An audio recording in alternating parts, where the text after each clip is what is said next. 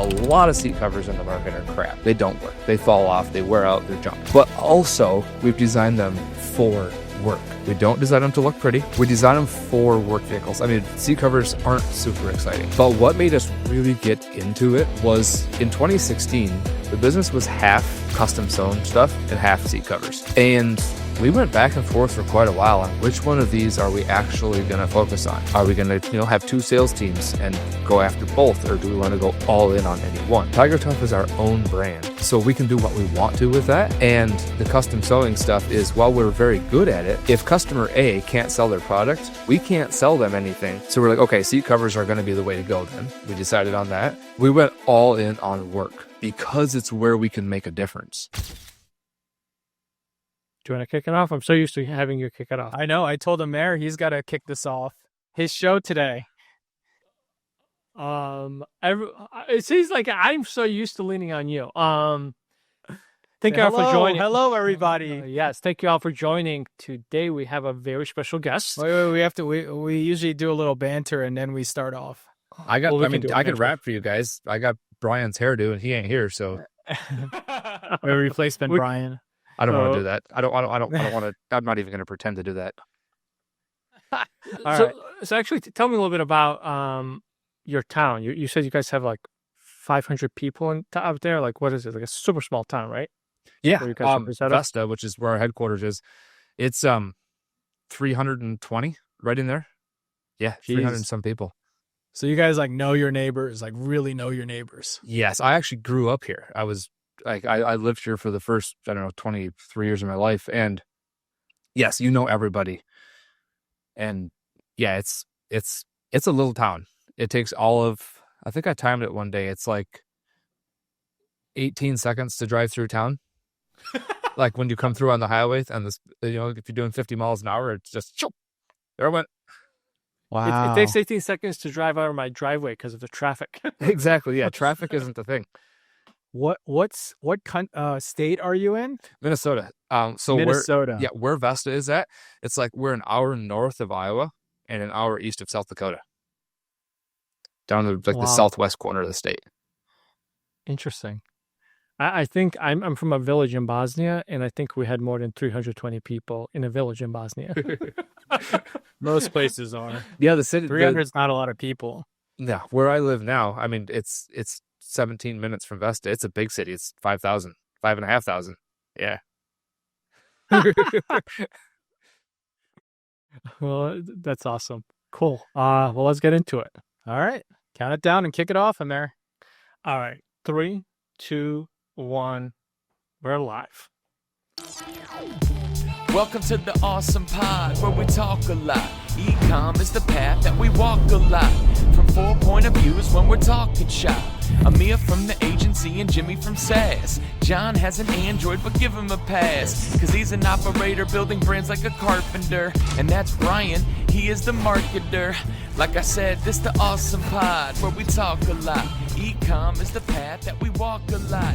From 4 point of views when we're talking shop.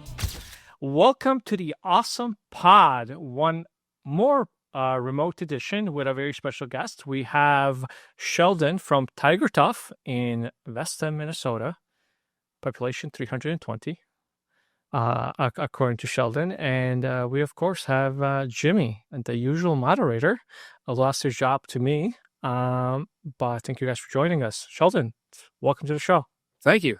This is so cool because I've been watching you guys off and on, I've been watching since you launched this thing. I was telling Jimmy earlier, it's cool to see him live in flesh because, well, over the screen. It's like I got so many LinkedIn screenshots of this guy in my phone. It's cool to see that he actually, exists in real life and isn't just a bot. Not AI. Well, can we prove that he's not AI? I don't know. We'll watch for the M dashes today. Yeah, we'll kind of jitter a little bit. If he starts twitching, we know what's going on. There we go. Yeah, well, Sheldon, you and I have known each other, a couple of years now? Yeah, we have. And the interesting part is we're kind of gearing up to the show, doing a little bit of research. I always find something I don't know. So I'd love to, introduce yourself to the world, introduce TigerTough, and your kind of journey, because it's very similar, actually, Jimmy. You'll find it to what Brian talks about with the family business and the growing pains and things like that. So the floor is yours. Sweet. Before I do that, I'm going to probably tell you one more thing that you don't know. Oh, So okay. you went back to how we've known each other for a couple of years. So obviously you guys built our site for us, our current site. And there was one day, our account manager couldn't get on a call. This was like right after we'd launched the site. We'd just gone live. And he may have told you this, I don't know. But he was sick or something and couldn't get on the call. And so the Samir guy got on and ran the call. And after we got it done, the next call we had, I was like, hey, Alex, I was like, that Amir guy, so you got to keep him around. He's like, that guy was good. He was always like, what else can we do for you? How else can we help? Are you happy? Is everything going okay? So this guy's on the ball. And Alex is like, well, yeah, he's one of the founders of the company. I'm like, oh, I did not know that. Well, shame on me for not introducing myself properly. But No, that was cool. It's just like, he just steps in and takes the account manager role for a day. And I was saying to our account manager, like, this guy's good. Anyhow, yeah, family business. Started back in, well, the TigerTough part of it, the seat cover part of it, started in 1993, but it started out before then. It started out as a family business, still as a family business, but so we were actually doing like custom car interiors. And I say I wasn't here. I didn't even exist at this point, but I'll just keep saying we. Yeah, it's custom car interiors. And like we talked about before, we're in a town of 320 people, give or take. So not a huge demand for that. Went from that to kind of morphed into also doing Western tack. So like bridles and reins and stuff for horses, for Western style horsemanship.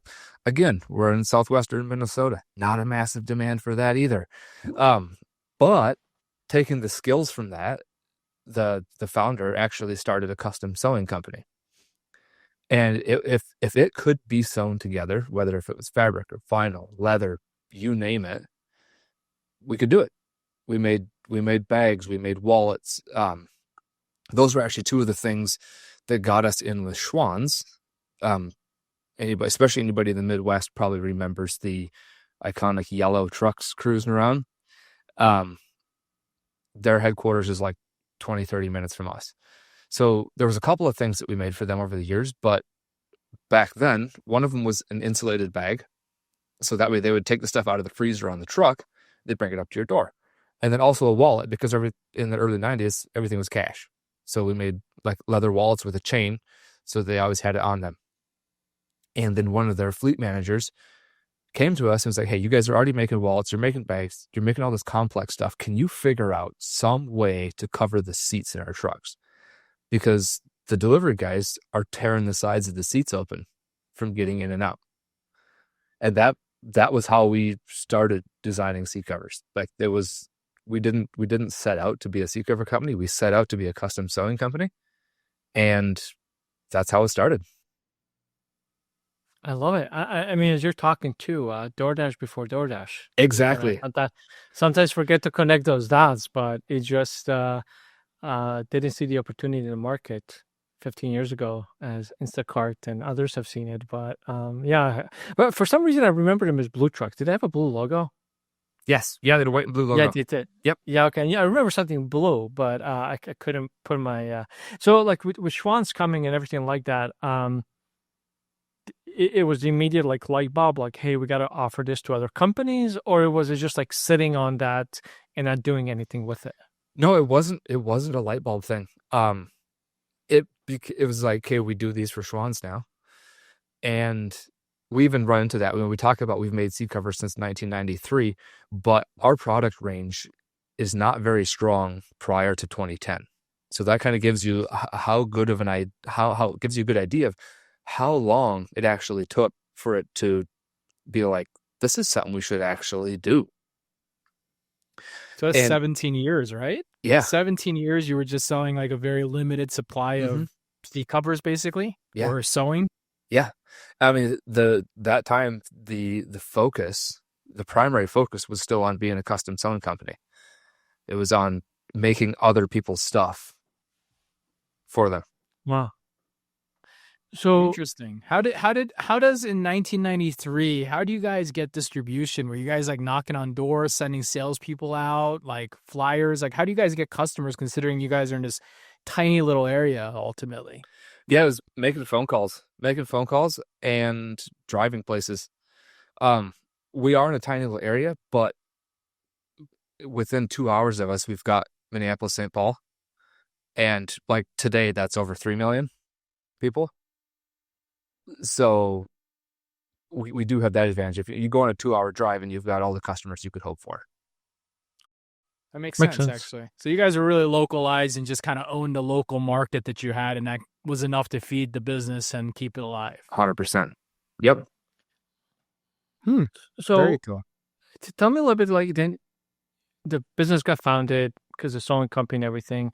And if I recall correctly, understand correctly, as a family, you guys acquired the business. That's right. Yeah. Yeah. So I'm just curious, like, one, we actually don't interview a lot of companies that acquire businesses. So this is kind of a cool perspective. We'd love to hear about that and really like what led to the opportunity and what attracted you guys to the business. Yeah. So like we talked about, up until like 2010, it was still, the seat covers were happening, but it wasn't a big deal. 2010 is kind of when that became like, hey, this is something we should actually focus on. But it wasn't until it was 2016 when our family purchased it from the founding family. And the founder, he had cancer. He wanted to get out of the business. The family wanted to get out of the business. And obviously we're in a town of less than 400 people. We knew them very, very well.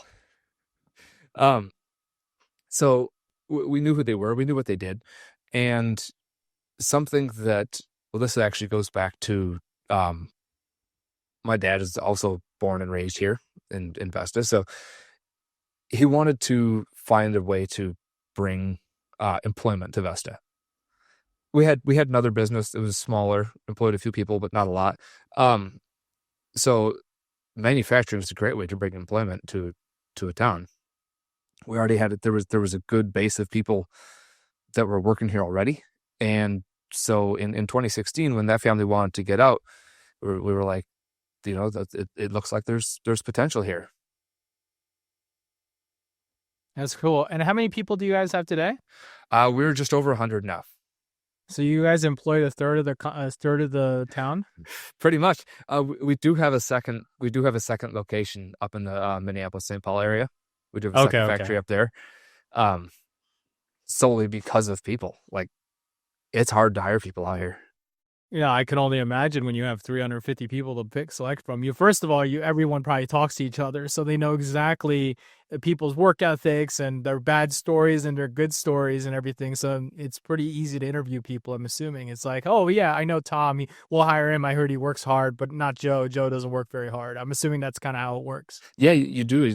If you don't know the people, you probably know their family, and also, finding people is one thing, but then finding people that want to learn how to run a sewing machine is another challenge. Yeah, the aspiration of wanting to be in the sewing business is probably not super high, and that's also probably, especially as we continue to have younger and younger generations, I'm sure that's more of a challenge than ever, which makes sense. You go to the big city to go find people. Yeah, and also, you take if you picture sewing right now, like you're probably picturing, grandma's basement or a dusty, dark craftsman's workshop or something. That's kind of what people get stuck in their head as sewing, but we're not like a bunch of grandmas sitting around quilting. I mean, it's a bright, clean, warm in the winter, cool in the summer factory. Yeah. No, I come from the clothing side of sewing, so I'm totally aware that sewing in America is not some dull basement activity. So a lot of probably technology these days, especially nowadays, as you guys continue to grow up and the business grows, but also the world grows. I mean, technology has made this stuff way easier per se, meaning like the thing sews itself by itself once you place and set it up. I'm not saying for your business, but that's how clothing ultimately works. Mm-hmm. No, everything is still sewn by hand. Cutting is completely automated. So like once we get a design done, it's just like any CNC cutter that you'd see for wood or steel, but it just cuts fabric. But When we came here in 2016, we had one CNC cutter, but the plastic forms that you could, put on top of a stack of fabric Sure. and then cut it out by hand. So those were still around, but no, all the cutting is automated, but all the sewing is manual. Got it. And from what I know, the less stitches, the better, right? Yeah. Yep. Yeah. There's obviously a balance between long stitches are weaker than short stitches, but a ton of short stitches means a ton of perforations. Set a fire to your past, but don't panic or fret. Live Recover is here, they'll take care of the rest. No bots up in here, just real humans with trust. Whatever you did in the past, leave it back in the dust. Make conversions are rising like your ROI. 6x your revenue, and that's not a lie. Sales team in your pocket, day and night. Bringing in-store vibes to your site, that's right. Your abandoned cart is missing the human touch. Live Recover adds real people to your texts. Live agents who chat with customers in real time, driving higher conversions and sales recovery. Setup just takes 10 minutes. Connect, chat, and convert. Just like that. Visit liverecover.com today and let them know Awesome sent you.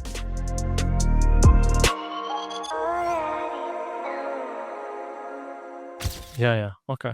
We're going to say something, Jimmy, before I interrupt? No, I was just thinking about it all. It's very interesting. The thing that comes to mind, and when you think about it, is seat covers is kind of a boring business when you think about it, right? It's not extremely exciting, and it just kind of makes me start thinking, well, all right, like, how does one fall into seat covers that makes a person want to really go all into it? Like, what was the spark for the business that said, you know what, we're really just going to jump in and become this great seat cover business? And it's not even like a certain type of seat cover. Like, from what I saw on the website, it's not like the sporty, like, cool version. They're very durable and like long lasting and tough, right? Tough makes sense there. And it's a very unique niche business. And I'd love to kind of learn, like, what was that moment that kind of got the business to say, we're going to go all in on this?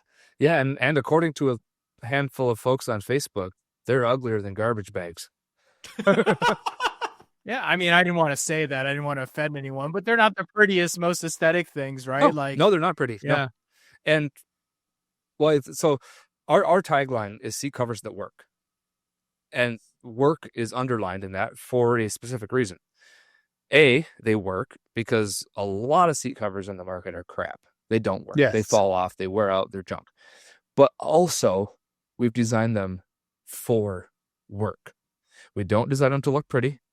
We don't design them to add extra cushion or heating or your favorite sports team logo. No, none of that.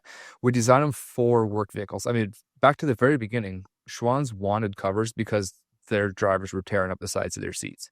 So they were our first customer in 1993. They went out of business in 2024, and their last round of trucks built had TigerTough covers on them. Wow. All the way through. So that's the ending of that story that we never got to tell until they went out of business, but wish they hadn't, but it happened. Anyhow, you're right. Seat covers aren't super exciting. But what made us really get into it was in 2016, up until 2016, the business was half custom sewn stuff and half seat covers. And we went back and forth for quite a while on which one of these are we actually going to focus on. Are we going to, have two sales teams and go after both, or do we want to go all in on any one? And when it came down to it, TigerTough is our own brand. So we can do what we want to with that. And the custom sewing stuff is, while we're very good at it, if customer A can't sell their product, we can't sell them anything because they don't need our stuff, and we can't sell their design to anybody else. So we're like, okay, seat covers are going to be the way to go then. We decided on that. And then we went all in on work because it's where we can make a difference. If you want to put covers on your vehicle because it came with a gray interior and you want a black interior, that's fine. Or because you want a Hawaiian print interior, that's fine too.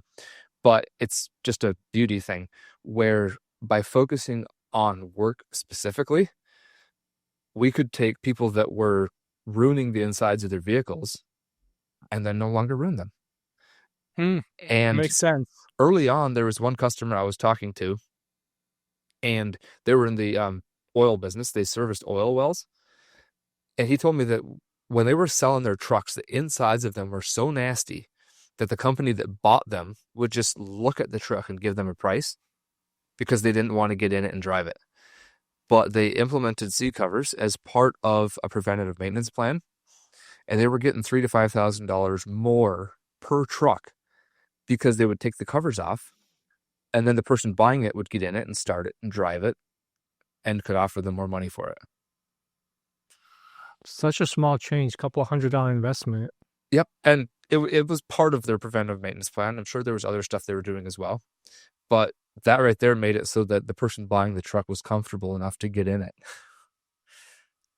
Now, that makes a lot of sense. So I'd love to jump into the business part because I'm so intrigued by the business overall. All right. So I get the covers, and you've mentioned both the B2B side, but you also seem to have a direct to consumer side. What's the split look like in the business right now?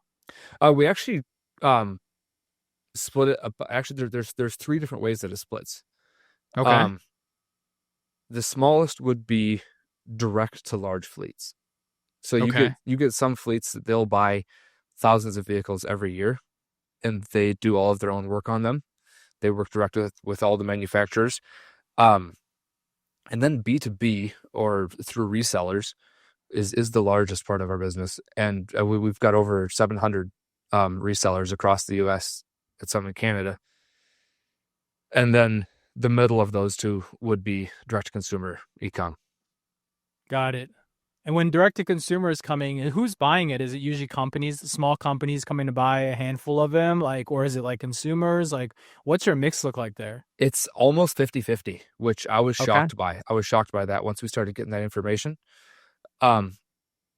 Almost, it varies month to month, obviously, but I usually say it's 50-50, where it's a small business, maybe somebody that has anywhere from 1 to 20 or 30 vehicles. And then the other half is individuals. Okay. So and that makes me go, so I'm going to hone in. So you've got basically like a wholesale business, a B2B business, like a distribution channel with retail, and then your direct to consumer. I want to talk about the direct to consumer because it's interesting to me. How do people find you? I mean, you mentioned ads earlier, right? So Facebook ads, is that your primary lever? How are you guys getting people to find you guys? Yeah, social, digital ads. Meta, Google, Bing. And you're targeting who? Like business owners or like construction people? Who do you target? Yeah, blue collar is our main target. So Interesting. tradespeople, people that hunt, fish, but largely we keep it toward tradespeople because, again, when they're buying it for work, when they're using it for work, is where we can make the biggest difference. Yeah. So even when you guys are tracking people, it's one of the things that's in what you guys are proud of. You guys make simple coverage at work. You're not putting anything flashy on there. There's nothing to necessarily catch your attention. So what's the messaging?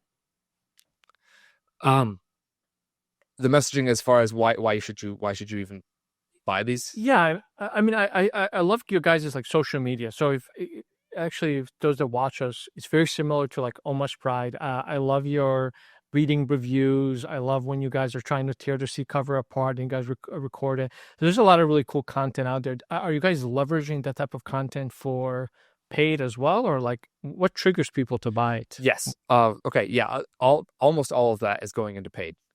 And there's a ton of paid stuff that goes out that never sees anything organic, but really the messaging that we're going after is we make a really simple, really good product that does exactly what it says it does, exactly what we say it does. And if you have a job or a hobby that involves getting dirty, getting in and out of your vehicle often, kids or pets, we can help keep the inside of your truck or equipment in good shape. When you guys acquired the business and you guys took it over, I know there's been a couple of decades, as Jimmy pointed out, where the company really didn't centralize on a single offering. You guys made the decision it's going to be seat covers. It was going to be your brand. What was the like moment where you guys were like, okay, we're going to go from 0 to 100 really, really fast? Or did it take you guys a while to figure that part out? It took a while. It really did take a while, and it was 2016 when we decided, after we purchased the company and gone through everything, is when we decided that seat covers were where we were going to go. But then there was, there's processes that we needed to build. There was people that we needed to add. There was basically we tried to build out a really solid foundation. New products we needed to develop, old products that we needed to get rid of. If you take, for example, the string lock, if you've been looking at our site, you may have seen us talking about the string lock. It's a little plastic device that we designed and patented to hold two strings together underneath the seat, and that keeps the seat cover from shifting from side to side. Prior to that, you had to tie those two strings together. It really, really sucks tying those two strings together. Yeah, I can understand that. Without that, we couldn't have gone D2C. With tying interesting. Exactly. So with tying them together, once we taught an upfitter or somebody that worked on trucks all day, every day, how to do this, for the most part, they could do it. But we knew we couldn't go D2C until we got rid of that step. So that's why we invented the string lock, because anybody can do that, and it does a better job than tying them together every day. So yeah, it was a lot of little steps. It was systems and processes to build out a foundation before we said, okay, gas pedal all the way to the floor, baby. Got it. That's interesting. And then, so here's my second question I always ask when I think about direct to consumer and stuff like that. Like, great product, obviously decent AOV, like probably like $200-$300 AOVs, average order values per order, I'm assuming. From what I can tell. 600. Okay. So people are buying 4 to 6. Okay, that actually makes sense, because I was looking at your website, your front cover. So people would buy front covers and rear covers. So that's about $600. Okay, that makes sense. What about repeat purchasing? How does that work? Is it usually an expansion more than it is? Because I'm assuming the product is probably stays together forever per vehicle, right? Yeah, so people actually, we do have repeat purchases. But yeah, I was actually just talking about this the other day, just in a meeting right before this. I was talking about like shoes. You can buy 2 of the exact same shoes in different colors and you're good to go. Sure. Because you can wear them whenever you want. Seat covers, once you put them on, for most everyone, you will probably trade your truck in with those seat covers on. Yep. But what we do see is people buy the front seat covers and they like them and they buy a back seat cover. Or the other way around. Somebody's like, hey, I got kids and dogs. I'm going to cover up my back seat. They put the cover on. They're like, oh, this is actually better than I expected. Let's cover the front seats too. And then you get, the landscaping company where they're like, hey, Bob got a new truck. Let's get him seat covers for it. So they get them, they put them on. They're like, these aren't horrible. Let's get them for the other trucks as well. Maybe you should put an expiration date on your covers. 2 years. Yeah. It just makes me wonder, like, the retention side of my mind kind of kicks in, like, okay, how do we retain these customers when you have such a high quality product that it basically your seat's going to destroy itself before, like, the foam's going to go bad before the seat covers goes bad. So that is correct. It sounds like an expansion more than anything else of other people. What about other products? Like, you guys have been doing this for a while. How come you guys haven't considered going outside of the seat cover vertical? Like, you guys obviously have a tough product and a good product. It's like, why couldn't you start adding other things that kind of complement that? We have a few products now. Okay. Very few, not nearly enough. We're working on that.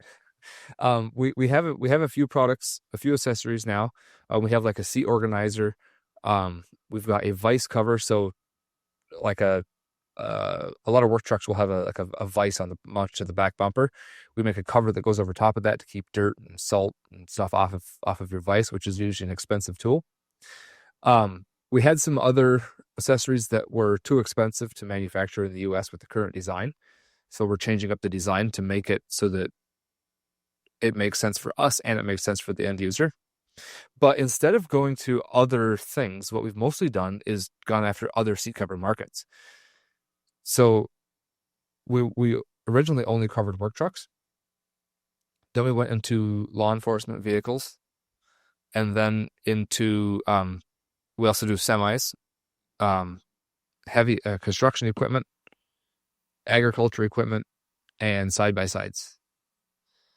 So we've kind of kept the same seat cover theme, but gone into other markets that way. Yeah, okay, that makes a lot of sense. Your expansion method has really just been, instead of thinking about other products, you thought about other vehicles Sectors. Ultimately, right? Yep, So you exactly. could go into things like boats, or, I don't know, I'm just thinking about the top of my head, but there's boats. There's probably a ton of other cars that you get. I bet you your number one request is people love your product, but then they go into the consumer cars, and you guys probably, from what I saw on the website, you guys don't make it for many consumer cars at this time. And I'm assuming it's just a pattern thing and inventory kind of thing. But what is that a large request you guys hear? It is something that we hear. Some of them blow my mind. We had a request for a C8 Corvette the other day. I'm like, dude, if you want to put our seat covers on a C8, you do not deserve that C8. This is correct. We've had requests for airplanes, dog beds, mattress covers. But we try to stay with the work theme. You'll see we do get into the SUV market some, and it's starting to be, since we've gone direct to consumer, we've been getting into that more. Sure. Just because people really, really want it. And also because some fleets use small SUVs. We actually just started designing seat covers for the Ford Mustang, the Dodge Challenger, and the Chevy Camaro, because we've got multiple state patrol and state police departments asking for them. And so we're like, you know what? If you want them, we're going to make them. Yeah. Because they're makes a lot of going to take a sense. bunch of them at a time. And at this point, a Mustang is a work vehicle then.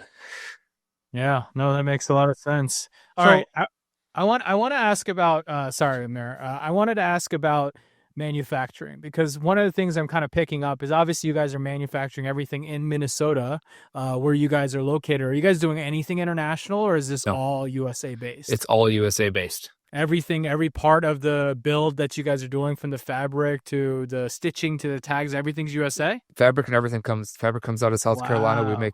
We do all the manufacturing in the US. Yeah, because I saw the made in USA, and I'm assuming you guys are 100% staying legitimate, because, and even like if 1% of your product is not made in the USA, they can get you for that. So, wow. Okay. No, it wasn't always that way. Okay. Back, I think it was 2018-ish. I think it was 2018. We got overwhelmed. We didn't have the people and processes in place for the revenue that we had driven. And so we were like, we need help, and we need help fast. And so we were actually shipping cut goods. So we were cutting the fabric ourselves. We were shipping it to Mexico, having it assembled, and shipping it back. And I remember specifically a customer saying like, hey, and we were totally upfront and honest with people, because we don't want to lie about that. So I remember one customer saying, hey, he's like, I'm happy to wait longer for the made in the USA ones. I just want the ones that are made in the USA. So we were like, okay, that's good to know. So yeah, we eventually hired up enough in Vesta that we could pull that production from Mexico back into the US. And then we started a second factory up in the Twin Cities, because we're like, it's going to be smarter to start another factory with our own people where there's more people, so that we can keep the manufacturing here. And that makes sense with your ICP. The patriotic like stance of like the made in USA is probably much stronger, which is why they buy Ford trucks or Chevy trucks or whatever. Those are also very often made in the USA for that reason, is because people literally have pride when it comes to that. And I think it's a working class kind of environment there, right? Yep. So our mission that we talk about is we're building a brand that blue collar Americans can be proud of. And that took us a long time because you see so many mission statements that it's like, holy fluff.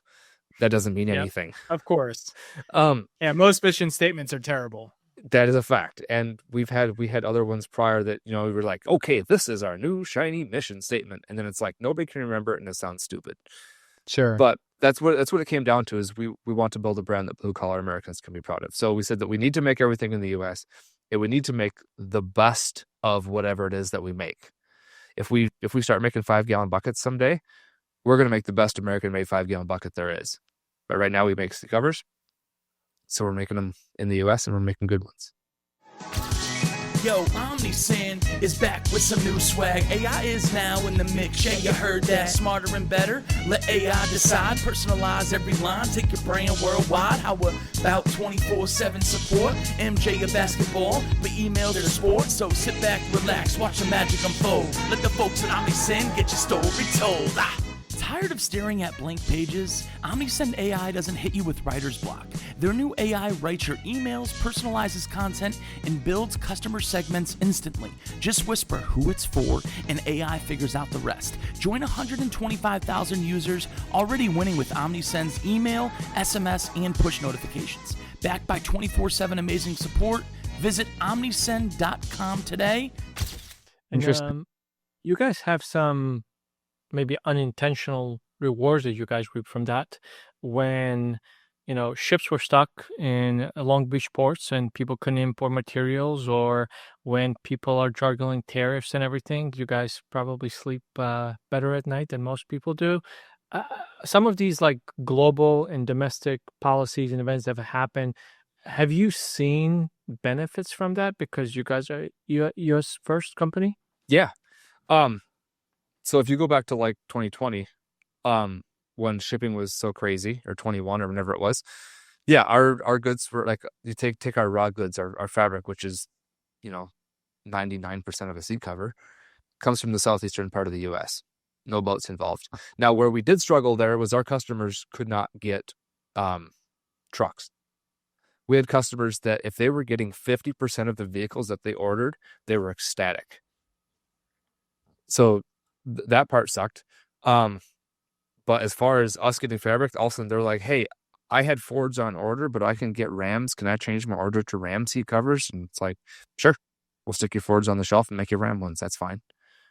But now with tariffs, really all we're running into is for our Canadian customers. Our Canadian customers have to pay a lot more. It makes a lot of sense. Is your Canadian business pretty large? No, it's there. It's significant. There's, we don't push any D2C stuff there. It happens, but we're grateful for it. Got nothing against Canadians. I'm half Canadian. Get that out there. But we don't push it just because it ends up being really, really expensive for them, because they got to pay import, taxes and duties, and then they have to pay reciprocal tariffs. So it gets to be a lot for them. But we do have a few large fleets that we work with in Canada, multinational fleets. They work back and forth between the U.S. and Canada. So we do have that business there, but we're focused on the U.S. When out of curiosity, one question I was going to ask earlier. I know we're talking about it a lot on online and D2C.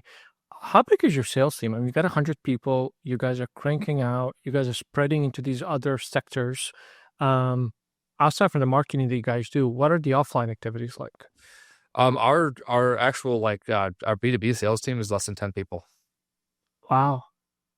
That's incredible. Well, I mean, you got 700 stores that they're in there. So if you think about it that way, I mean, it probably isn't that huge of a coverage. Your TAM of stores is probably not super big, but you're just really focused, right?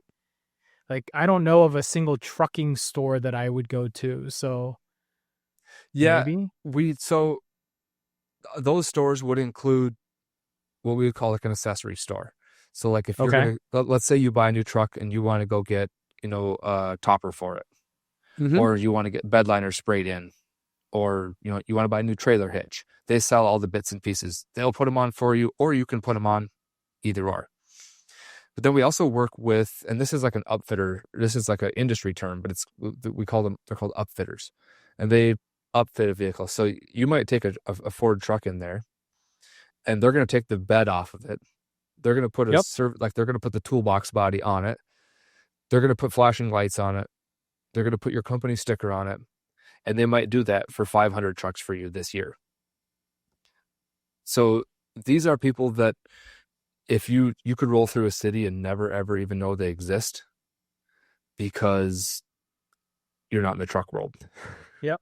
No, that makes sense. I worked in the automotive business for a while, so I'm totally aware of the aftermarket, right? So all the things that you can do to trucks from, to liners to everything else that comes with it. So it makes sense. So you guys are kind of partnering with the right companies that are basically packaging you guys into kind of a turnkey solution where they're like, okay, bed liners, sprays, all weather mats, covers, steering wheel cover, basically full protection of the interior of the vehicle so that, whoever gets in there is going to be careless most likely and they're not going to care. So you just kind of offer that protection. That makes a lot of sense. Yeah, exactly. And then, so like what our sales team is going to focus on the majority of the time is going to the fleet.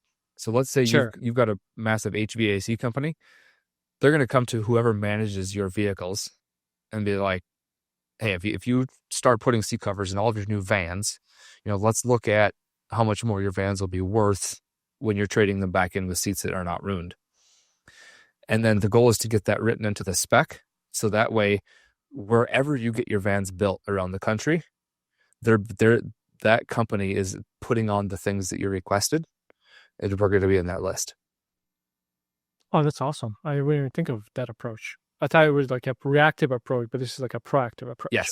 So the proactive approach is what we aim for. Reactive is second best. But I like to say that the best way to use seat covers is like safety glasses rather than Band-Aids.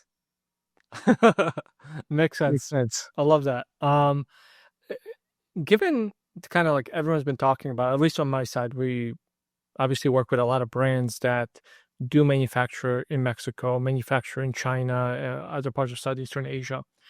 A lot of people have been talking about how do I diversify and bring production to America. Given that you guys have done this for decades now successfully, like what are your kind of like advice? Like what's the number one thing you would do if you were spinning up a new business that's America first? I would look for companies that do what we used to do, and that is custom manufacturing. I mean, there's companies all over the place, lots of small companies that might not even be easy to find. But there's companies that are really good at metalworking. There's companies that are really good at, plastic. There's companies that are really good at fabric, but they don't have a product. They don't want to have a product. They make other people's stuff for them. That's where if I was starting from scratch, that's where I would start, is take my design to someone that knows how to make it with those materials and have them make it. What's interesting about that is, as you say that, one of the things that I've heard recently is that a lot of, I know we're talking about USA made, but going over to China, for example, a lot of these Chinese manufacturers are now realizing they can go direct to consumer into the US instead of being just a middleman and selling to Joe Schmo's board shorts and then they sell it as their own. And they're selling them direct right into Amazon and different places right now. So I think that's understanding is starting to happen across everywhere globally. And then maybe the potential change in what a middleman business could kind of become, because you can almost skip that middleman today and go right to the manufacturer. And that's kind of what you're saying there with what you're saying today with what you guys are doing exactly right now. Yep. So I've seen that as well too. I think I saw some examples with purses where like these Chinese manufacturers were like, hey, you just took our purse and put your name on it. So now we're just going to sell our purse with our name on it. Yeah. Where like what we did in the past, and we still do some custom manufacturing. We have a few very good customers. We've got a very good relationship with them, and so we've kept them.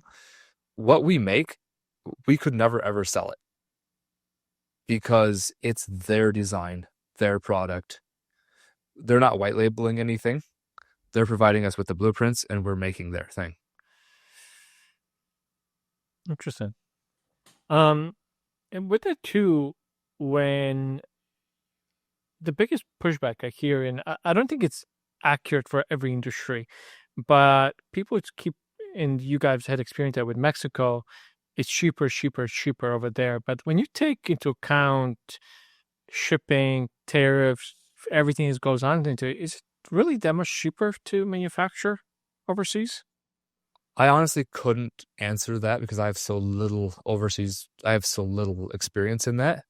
When we were doing it, we were definitely doing it in a very expensive way because we were buying the fabric in the US, we were cutting it ourselves, packaging it up, shipping it to Mexico to be assembled, and then shipping it back to us to be packaged and distributed. We were pretty much buying labor. Sales tax stress, let Kintsugi slide. AI in your pocket, now enjoy the ride. 9 hours saved, that's time back in play. No tax guy needed, AI clears the way. Errors cut deep, not with this plan. 98.3%, my man. Click once, integrate, white glove, you'll see. Mention awesome, get 3 months for free. Sales tax headaches? Kintsugi AI turns tax chaos into something beautiful. The smart AI monitors, files, and optimizes your sales taxes automatically, saving customers 9 hours monthly while cutting errors by 98.3%. No expensive tax guy needed here. One-click integrations and white glove support. Mention awesome for 3 months free at trykintsugi.com.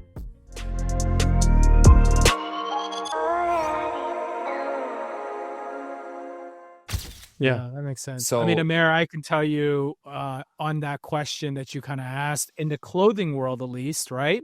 When we were manufacturing, we were doing the same thing. Sheldon's talking about we were buying our fabric in LA or downtown LA in the fabric district. We dye it. We get our buttons made locally. We were a completely made in USA company too. And we were doing all the cut and sew, and our landed cost of our t-shirts were somewhere around like $9.50 to about $10.25. I could have gone to China at like $1.25 for the same product, shipped, landed. Oh, wow. That's how big of a difference it used to be. I don't know what it is. I'm dating myself 10 years ago. I'm assuming that it definitely has gone up since then, but there's almost a 10 times difference back then for the clothing world. And so we struggled because we were trying to sell a shirt for $40, and H&M down the street was buying the Chinese version, and they're selling it for $15.99. And our margins were almost the same between us. Our quality was tremendously better, but as kind of Sheldon said, our market at that time was not people who cared about made in USA quality. They just cared about fashion trends and the lowest cost. And that's why we always got beat up. So, I think there's a meld in Sheldon's world where it's like you've got the right ICP, right kind of customers with the right kind of quality and mentality they've got with the want and pride. It makes the made in USA much easier. But if you go to like something like Tumblr's, for example, Amara, like I don't think people give a crap if it's made in the USA or it's made in China. And so there is very little strength in having that unless you're selling to a very core demographic that cares about that, which is very small sliver, which Sheldon's target market ultimately is nailing right now today. And I think that's kind of the story that kind of melds together when you think about these things. No, I think that makes sense. I mean, there's a lot happening there, I think, for Sheldon. But I think it's wonderful because I think it's a great example of how you can be successful as an American manufacturer serving the American consumer base. And I'm not saying it's easy, but to have 100 people working in a very small town, you guys are doing something right. Yeah. What's your marketing team consist of, Sheldon?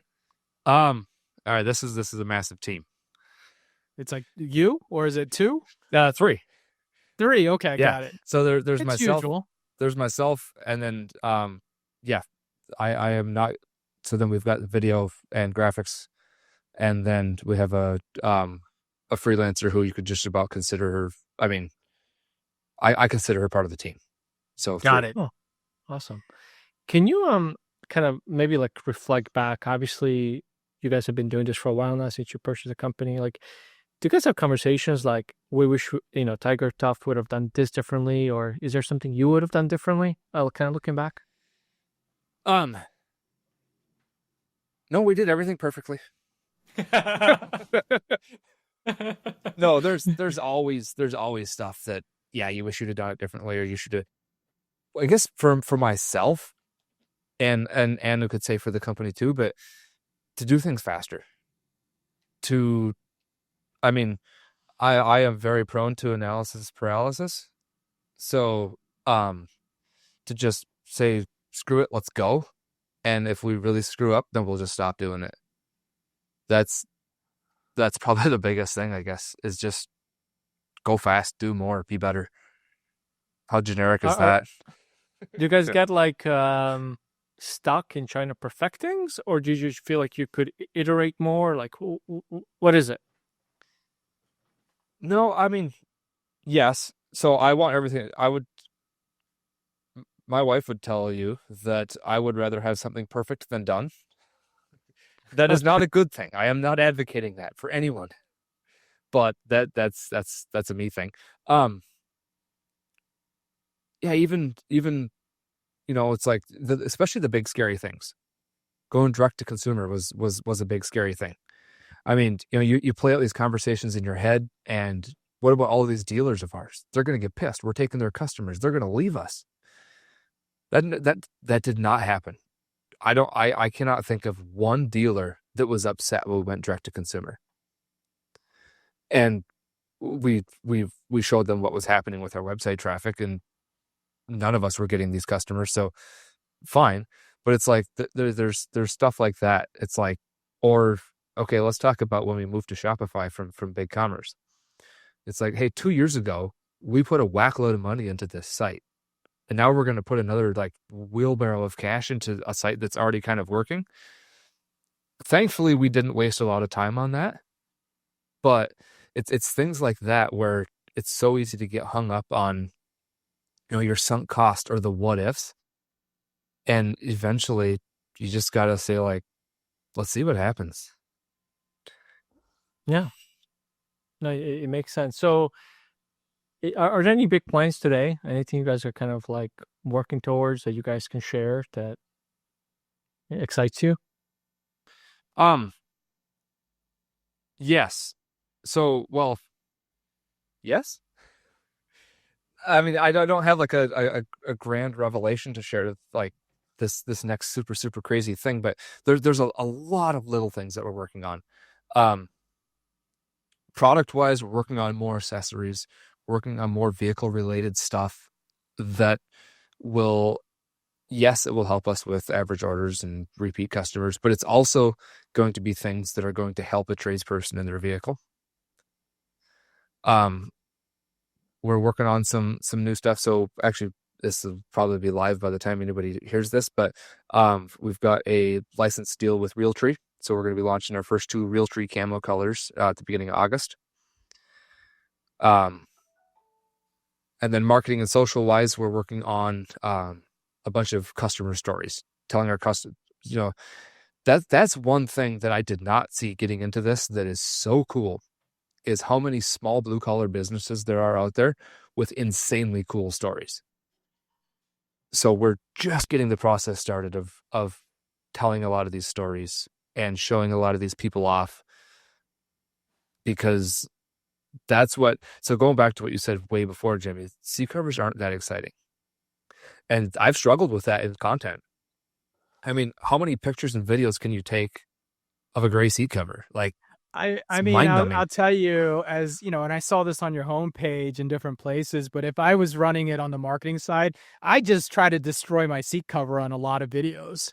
That's all I would do, because blue collar people like that. And I'm not generalizing. If you're listening to this and you are, and you don't like blowing up stuff, then sorry. But I, as a guy, like to blow up stuff, right? I just try to, you run over stuff. I try to cut it. I try to light it on fire. I pull on it. I have dogs dripping on it. Like, my whole idea behind how I'd go after would be like extreme look at seat covers and how tough you guys are. And like, the rest of it's self-explanatory after that, right? And so that's how I think about it. So I actually think that'd be a fun way of doing marketing with it, just because I'd go out and have a camera and I'd go destroy it everywhere. That is a ton of fun. Check out our torture test playlist on YouTube. Okay. It is on the site as well, but on YouTube, yes, we've covered them and pressure washed them. We've lit them on fire. We have pulled them down a gravel road. We've done a tug of war between 2 trucks, blown them up, ran them over with an excavator, ran them over with a dozer, ran them through a rock crusher.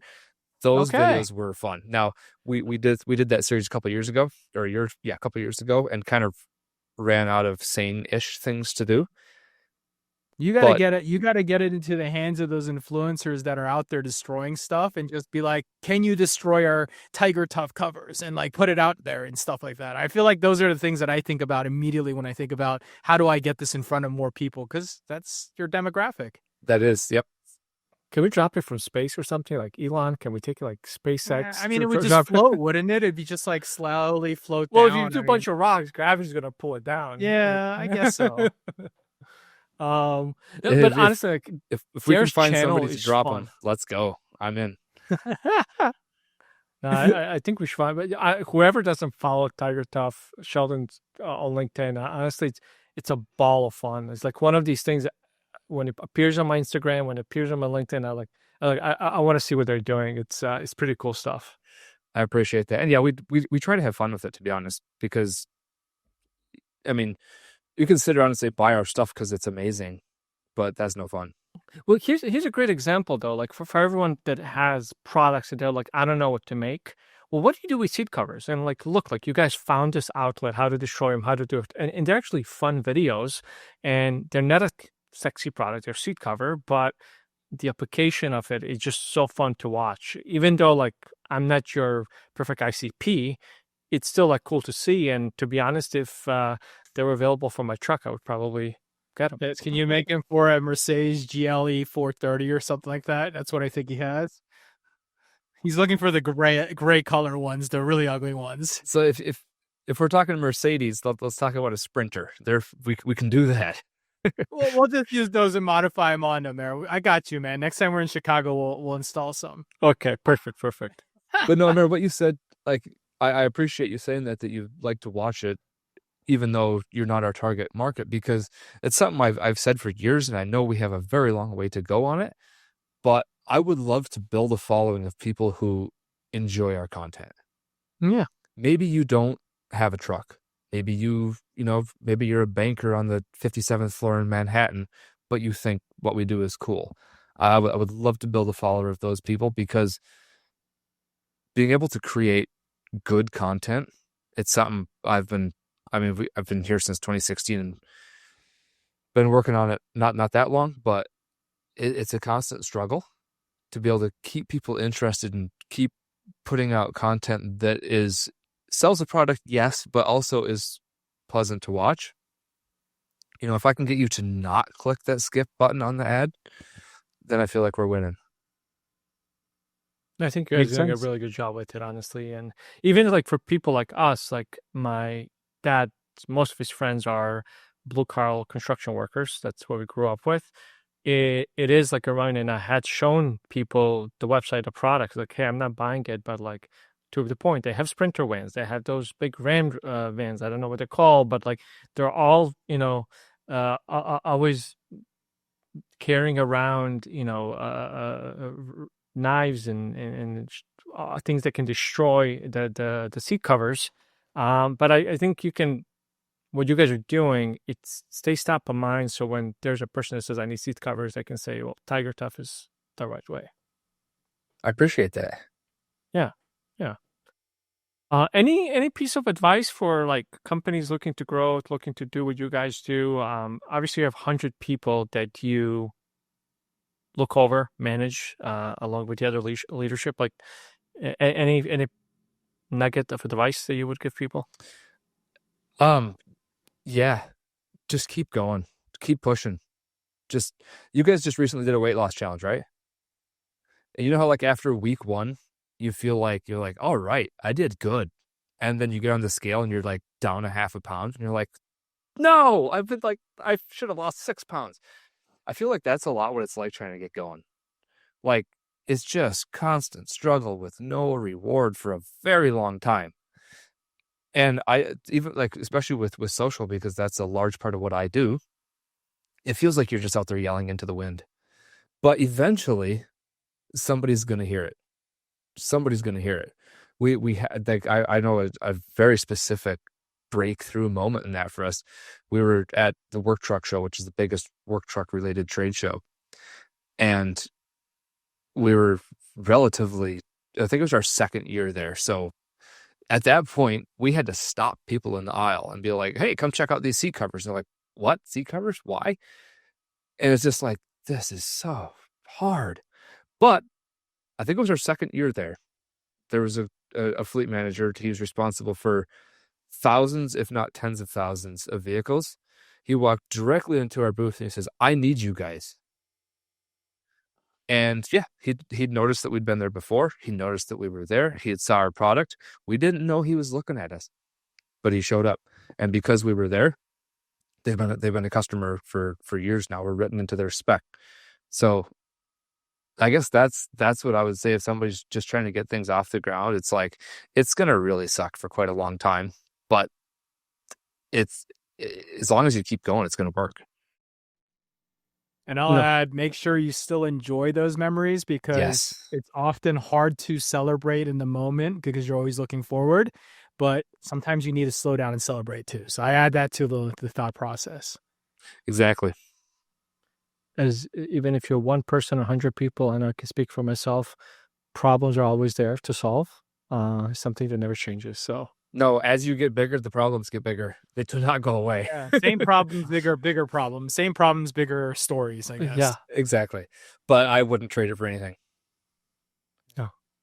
Well, amazing. Well, Sheldon, honestly, such a pleasure to actually get you on this side of the screen, because I do follow you guys obviously on social and see what you guys work on. And thank you for the support and like really sharing what you guys do in a town of 380 people. So everyone that's in Chicago, New York, LA, if they can do it with 380 people in a town, we can do it with 1 million. The internet's a wonderful thing, baby. Yeah. Very cool. Thanks, Sheldon. Great to meet you too, and great to connect. And hopefully we'll meet in person one day. Thanks, guys. Appreciate it. Yeah. All right. Thank you. Thanks. Welcome to the ASOM Pod, where we talked a lot. E-com was the path that we walked a lot. But now the question is, will you subscribe or not? Ha!